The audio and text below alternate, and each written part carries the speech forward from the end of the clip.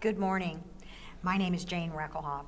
It's April 23rd, 2018, and I'm here at the Experimental Biology meeting in San Diego, and also the annual meeting of the American Physiological Society. And today I have the pleasure of interviewing Dr. Carlos Ferrario for the Society's Living History Project. Dr. Ferrario has been a member of the American Physiological Society since 1972. And he's been affiliated with Wake Forest University School of Medicine since 1992. Dr. Ferrario's research has focused mainly on neural and endocrine mechanisms responsible for hypertension. So, Carlos, welcome to the Living History Project, and thank you very much for agreeing to be interviewed about your career. So, well, go ahead. Thank you, Jane, very much indeed. And I think that I really appreciate the opportunity given by the American Physiological Society for this program. I think it really speaks very highly of the organization and the value and the care that it has for its members. Thank you very much. So if you're ready, I've got a few questions Oh, for you. I am. So you grew up in Argentina, and can you tell us a little bit about your family upbringing, your parents' professions, and how you really got interested in science? Well, I was one of four siblings or children. I have a I have a sister and a brother living, and my father was an oral surgeon, and he was very interested from the very beginning in me pursuing a career in the medical sciences. I graduated from the University of Buenos Aires Medical School at a young age. I was 1963, and at that time I was 23 years old. Mm-hmm. And did you grow up in Buenos Aires? Yeah, I grew up in Buenos Aires. Okay. And for the previous 2 years, I had been an instructor in physiology at the Institute of Physiology that was being headed by Dr. Bernardo Usai, who was a Nobel Prize in Medicine. Yes. So I guess my interest in physiology started with that early exposure to be mentored by Bernardo Usai, others like Eduardo Braun Menendez, who became very, very important in the field of hypertension. Once I graduated from medical school, I decided to pursue a career in cardiology, and so left Argentina in 1964 for Sweden. The reason I went to Sweden was that at that time, which was the beginning of the explosion on cardiac angiography, Sweden was the leader country in the techniques of radiographic exposure and characterization of cardiac function and the heart disease, particularly the pediatric cardiology. So this was my early exposure as a cardiologist. Went back to Argentina after 2 years, and the conditions there were not prone to develop such a career. So I accepted an appointment at the Cleveland Clinic, which at that time was also expanding in terms of cardiac disease and cardiac surgery. Good. Let's go back to when you were at Göteborg and the Karolinska Institute. Who did you work with there? When I started was with Sven Roland Schellberg, who was the chair of the Department of Radiology at Göteborg University. He was one of the 3 co-authors of the master book in cardiac angiography at the time. Then in the beginning, I think of 1965, he was promoted from the chair of radiology in Göteborg to the Karolinska. And he had sort of taken a special care of me, so he asked me to join him and move from Göteborg to Karolinska. And so I stayed there until he passed away. And then I decided to go back to Argentina, and then from Argentina to the States. Okay. So in 1966, then you joined Irving Page. Right. At Cleveland Clinic. That's right. Okay. And to do your hypertension research. Are you changed to hypertension Well, at that point? my original idea was that I was going to do 1 year of research with Dr. Page and then transfer to Dr. Sons because I was still one of the few who had been trained on cardiac angiography. Uh-huh. But it was Irving Page that really made a big difference in my personal life. I became very fond of him. Uh-huh. And he sort of drove me away from invasive cardiology into the field of hypertension. And since I had been exposed to Braun Menendez and Bernardo Usai in Argentina, it was not totally foreign for me. So it was a relatively easy transition. And even to today, I still believe that his influence in my personal career was of major importance in who am I today or what I have accomplished today. Well, you had a very illustrious career at Cleveland Clinic. You were there for 23 years, and you developed a premier hypertension research program of your own. You were chair of the Department of Brain and Vascular Research. So tell us about the research program and the people that you had in your department at that time. We had a very, very strong research effort. I was fortunate to have colleagues like Debra Diss and Mark Chapo, particularly Bridget Brosnihan, that really was a very, very well thought out investigator, and Talan, who then also moved with us to Wake Forest. So this team and Karen Barnes, who was a neurophysiologist, so we were among the first to really reinvigorate the idea that the brain was an important mechanism or an important component of the pathophysiology of hypertension. And our work focused specifically on discovering and characterizing the function of the area postrema, which was one of the circumventricular organs that allow angiotensin to enter the brain. So our program in the neurobiology of heart disease and cardiovascular disease was very prominent at the time and was the main focus of our research. By the 80s was a serendipitous observation. We were looking at the mechanisms of angiotensin II release in the brain that one of my postdoctoral fellows at the time, Dr. Santos, reported to me the existence in the cerebrospinal fluid of a peptide which had been considered to be inactive, angiotensin 127. And this is Robson Santos? That was Robson Santos. And so I consulted with Merlin Bampo, who at that time was the chair of the Research Institute, and learned from him that angiotensin 127 had been discovered many years before. It was a peptide considered to be inactive because it lacked the phenylephrine in position 8 of the molecule. So he told me that I was wasting my time if I was going to pursue the characterization of this fragment. But I did not totally believe that because it was in very high concentrations. So to make a very long story short, for the next 20 years, that became the focus of our research.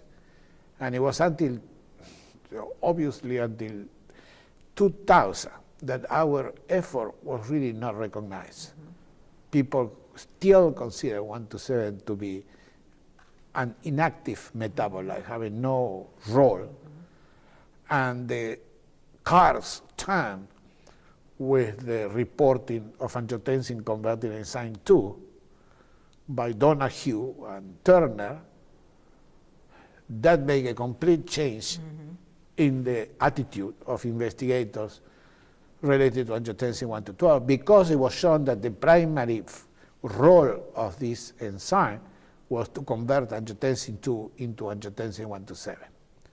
And you were really pioneers in measuring angiotensin 1 to 7. Oh yeah. We had developed the red immunoassays, we had the antibodies, we have shown that it stimulated prostaglandins, we had studies showing that 1 to 7 stimulated bradykinin, and we came up with a concept which at that time was foreign, total foreign, that the renin-angiotensin system was composed of two arms, the pressor arm and the vasodepressor arm, and that there was an endogenous inhibitor of the system, angiotensin 1 to 7, who regulated the efficacy or the activity of angiotensin 2 as a vasopressor and proliferative hormone. Yes, so that was really the contribution. And of course, it's near and dear to my heart because estradiol favors the vasodilatory part of the renin-angiotensin system, which is the Ang-1-7. That's right, that's right. And actually, I think that the concept that we put forward related to that was that maybe hypertension is something I still believe today is not due to overactivity of the pressor arm, but it's actually underexpression of the deep pressure arm. And that relates very well to what we are doing right now regarding estrogen, where estrogen seems to really have a very important modulatory effect in G proteins receptors. Ah, okay. And Dr. Groban, who is a new member of our team, has just published 2 papers showing that the G1 agonist can inhibit angiotensin converting enzyme 2, angiotensin type 1 receptors, and reduce angiotensin 2 in the heart tissue. So Very nice. Obviously, so this is the G protein, the GPER. that's right, the GPR receptor, the 7 plasma membrane right. estrogen receptor. Right. So if I say something that maybe is totally crazy, right now we are really thinking that this GPR receptor could actually be the modulator of the alpha and the beta estrogen receptor. And it may not be just estrogen. It may be that modulates all calcium signaling pathways. Okay. So Because it is a bit promiscuous. The GPER right. is just a bit promiscuous. That's right. Yeah. And so we are thinking that it's beyond the traditional concepts related with estrogen function. Okay, so you sort of have gotten into your time at Wake Forest. You went to Wake Forest in 1992, and you were the head of the Hypertension and Vascular Research Center. So can you tell me about building the center and the research efforts? You've talked a little bit about the research efforts already, but about building the center, because that was new at the time. Yeah, there was no center. Richard Dean, who was at that time the chair of the surgery department, and he was a vascular surgeon, was had one of the stroke centers, SCORE centers, on stroke. So he wanted to continue that type of research, but he had lost all the people that were working in that area. So he started looking at people and came to the Cleveland Clinic one day, and we had a very long conversation in a restaurant with a lot of drinks. And he basically convinced me and gave me the opportunity to consider moving or transplanting our research program into what at that time was Bowman Gray School of Medicine, which then was renamed. Was still part of Wake Forest, but it was considered to be a standalone medical school. Okay. And then I think it was in the close to 2000 that it was then changed. It became the Bowman Gray campus of Wake Forest University. Okay. So anyhow, he agreed to transplant my program down there, and I told him at that time that my vision had always been not only to continue to have the basic research, but to assemble an additional team of clinical investigators that could do research, translate what we were doing in the lab into clinical medicine. And so we created this center, Hypertension and Vascular, and had a very, very successful clinical program together with the basic. And we were all in the same space. So the basic scientists were constantly talking to the clinicians and vice versa. We have quite a number of clinical research trials. It's very important because the basic scientists can help the clinicians think about mechanisms, and the clinicians can impact the basic scientists Absolutely. about what's going on in the clinic that they Absolutely. need help with. That's right. Yeah. And in that sense, we were able to translate what is still the only papers of the role of angiotensin 1-7 in resistant hypertension, in patients that were medicated with novel peptide inhibitors, because we were doing all of these studies in humans and published the studies. Right. So we provided the basic clinical counterpoint to the physiology study. And so that lasted until 2010 when I stepped down as the chair of the department.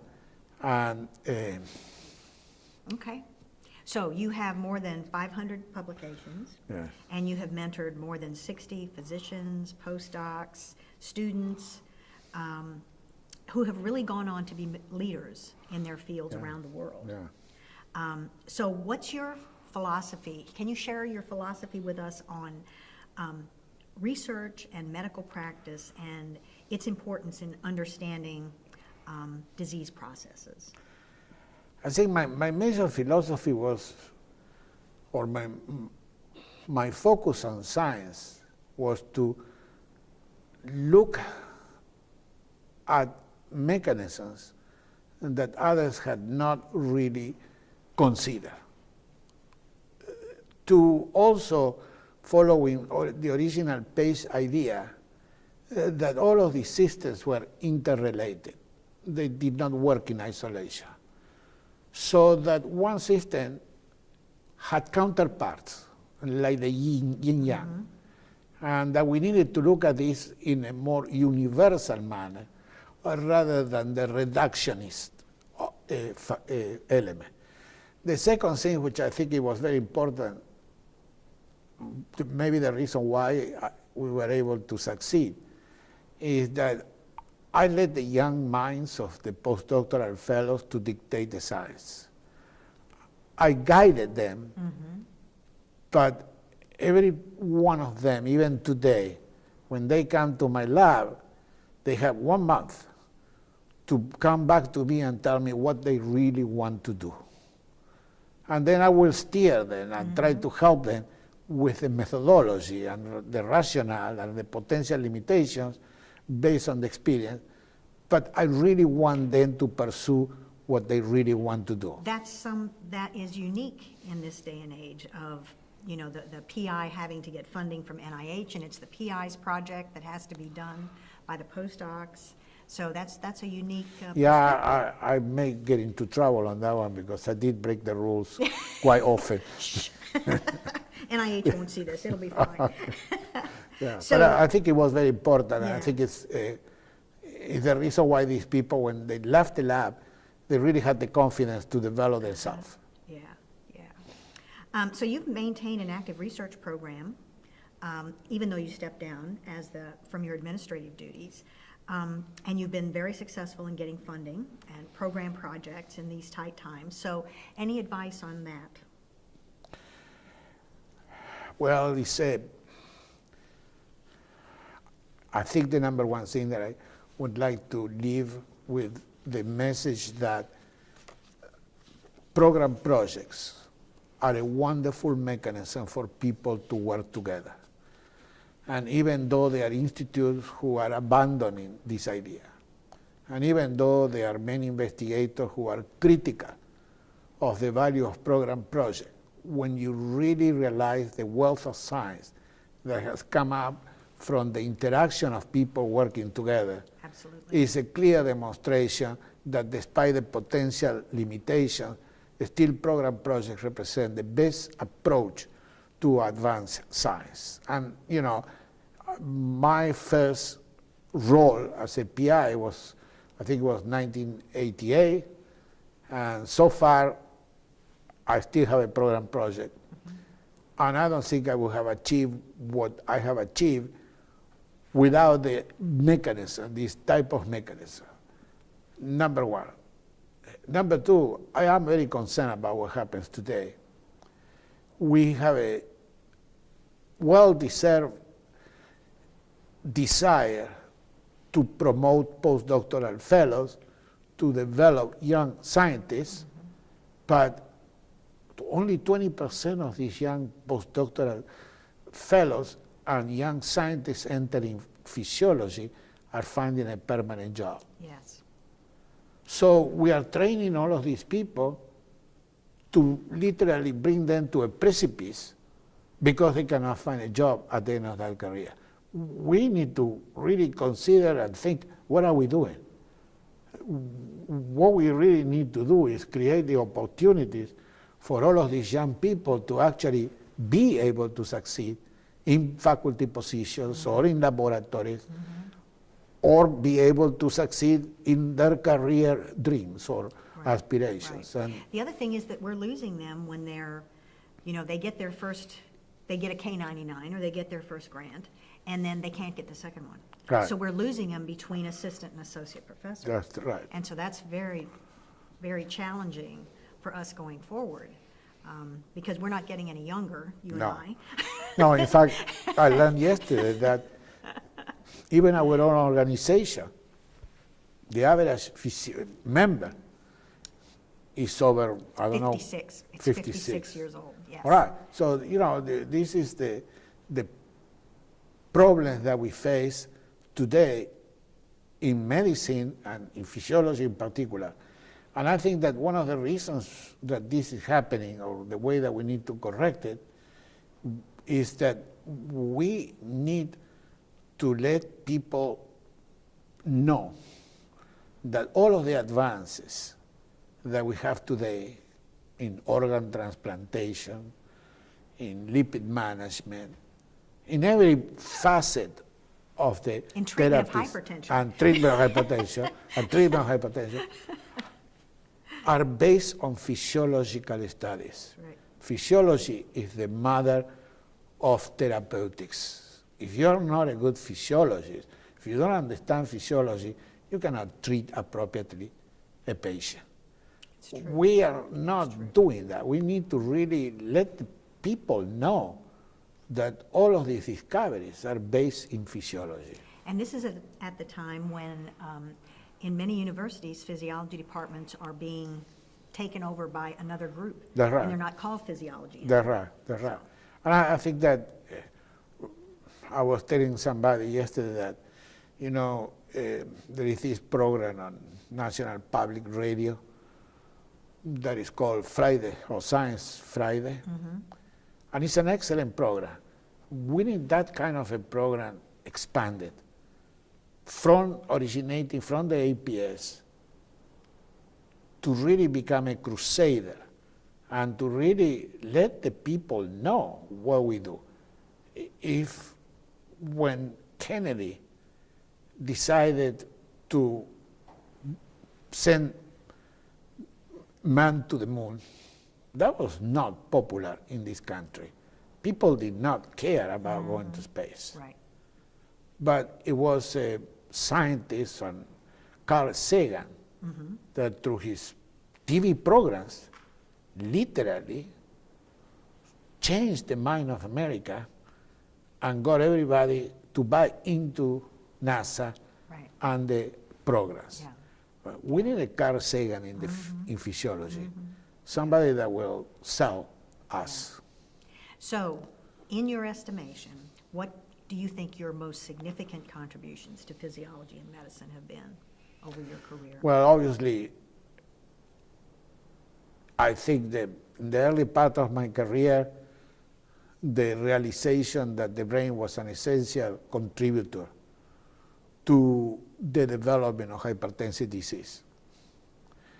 And I think the second contribution is the fact that I really believe that the renin-angiotensin system is fundamental in the pathophysiology of hypertensive vascular disease, and that the deficit in this ACE2 1 to 7 axis really facilitates or allows for the expression of hypertensive vascular disease.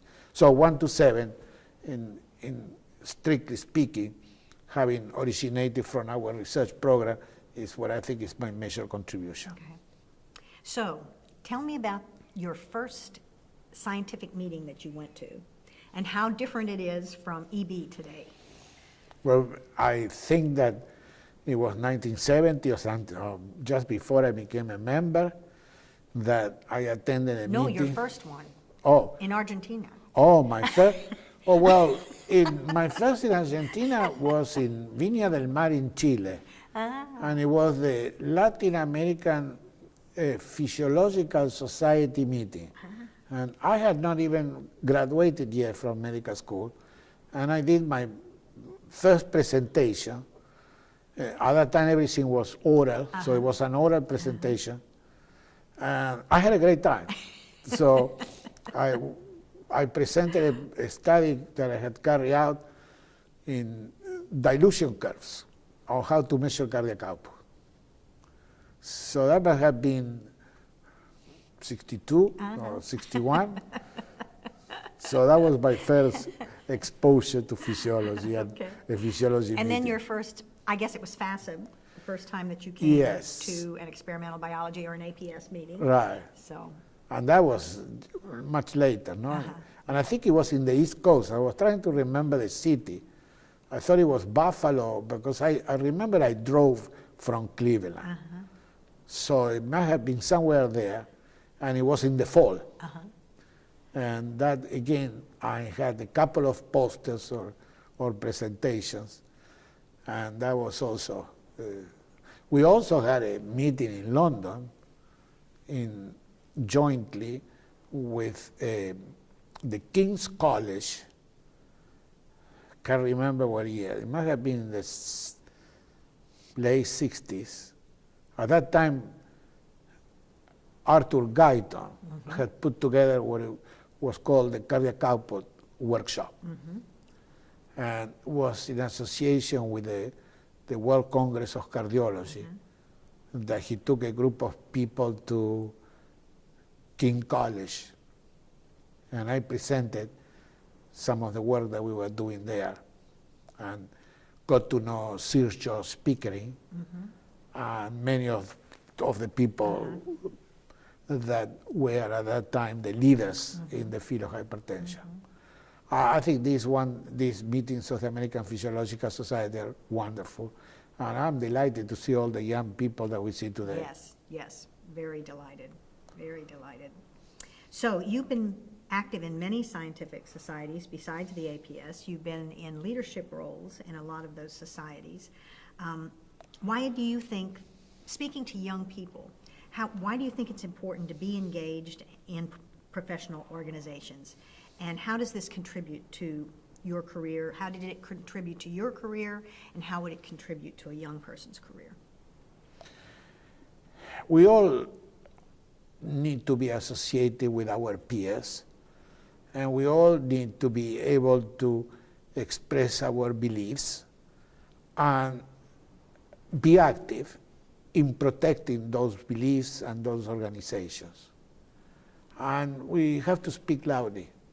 We should never be shy about speaking what we think is the correct approach. And so active participation in organizations is vital to your overall formation as an investigator. You cannot be reclusive in your laboratory and be separated of the world surrounding you. You need to be part of that world and need to contribute to that world to facilitate what you're doing and what the others are doing. So I think that it's necessary for every young individual in an organization to be active, to care for the organization. And not everybody will do that, but if you strongly believe on something and that is not being done, well, by gosh, you really have to try to do it, or to convince others to do something about it. Yeah. So, what advice would you give students that are just starting out in science today? Love it. I think that's the most important thing. If you love what you do, you will do very well. Some other people have talked whether you have fire on your belly. whatever it is that you want to express it, if you like what you're doing, pursue it. Yeah. Don't abandon it. Can't wait to get into the lab every day to find out the That's answers. right. Yes. Yeah. Yeah. I think we are very fortunate because, in a sense, we are playing. We play every day. Yes. And we get to do what we really want to do. And this is a very unique thing in science that cannot be, emulated by any other organization or profession. Profession. Yeah. Where you're actually being told what to do, Right. or part of a structure. You're really not part of any structure. You just follow your mind. Yeah. So. Well, Carlos, thank you very No, much thank you, for being Jane. part of this Thank you very Living much for History this. project. Yeah. And thanks for coming.